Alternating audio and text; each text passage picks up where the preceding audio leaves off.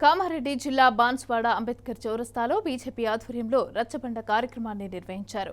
ఈ కార్యక్రమంలో రుణమాఫీ కాని రైతుల వివరాలను కూడా బీజేపీ నాయకులు సేకరించారు. అయితే ఈ సందర్భంగా నిజామాబాద్ మాజీ ఎమ్మెల్యే లక్ష్మీనారాయణ కాంగ్రెస్ ప్రభుత్వంపైన తీవ్ర స్థాయిలో మండిపడ్డారు. ముఖ్యమంత్రి రేవంత్ రెడ్డి అమ్మవార్లపైన ఒట్టు వేసి 40,000 కోట్లు రైతులకు రుణమాఫీ చేస్తామని చెప్పి 18,000 కోట్ల లోపే రుణమాఫీ చేసి రైతులను మోసం చేశారని అన్నారు.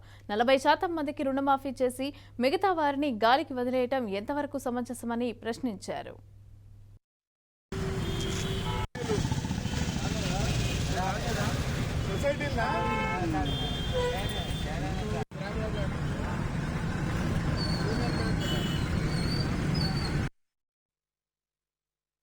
ముఖ్యమంత్రి రేవంత్ రెడ్డి 40,000 కోట్లు ఒకే దెబ్బకు రుణమాఫీ చేస్తామని చెప్పిండు.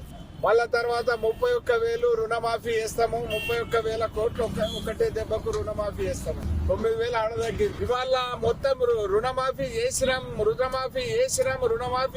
అని ఆడ మీటింగ్ పెడితే ఆడ గొంతు పెద్ద చేసి అంటున్నారు. కానీ 40,000 కోట్లు రుణమాఫీ చేస్తామన్నోళ్ళు 17,890 పైన కోట్లు మాత్రమే రుణమాఫీ చేసి 100% మందికే రుణమాఫీ చేసి 60% మందిని గాలికి వదిలేసి రుణమాఫీ చేసినామని సంకల్పం గుద్దుతున్నారు. రుణమాఫీ చేసినామని ప్రజలను మభ్యపెట్టే ప్రయత్నం చేస్తున్నారు, రైతులను మభ్యపెట్టే ప్రయత్నం చేస్తున్నారు. ఇది సరికాదు.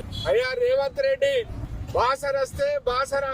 ఆదిలాబాద్ వస్తే బాసర అమ్మవారి మీద ఒట్టేస్తుంది, వరంగల్ పోతే భద్రకాళి అమ్మవారి మీద ఒట్టేస్తుంది, పాలమూరు పోతే పాలమూరు జేజమ్మ మీద ఒట్టేస్తుంది, ఏడ పోతే ఆడ అమ్మవార్ల మీద ఒట్టేసినటువంటి నువ్వు రైతుల లిస్టుకు గండి కొట్టుడు ఎంతవరకు సమంజసం అని చెప్పి భారతీయ జనతా పార్టీ ప్రశ్నిస్తున్నది.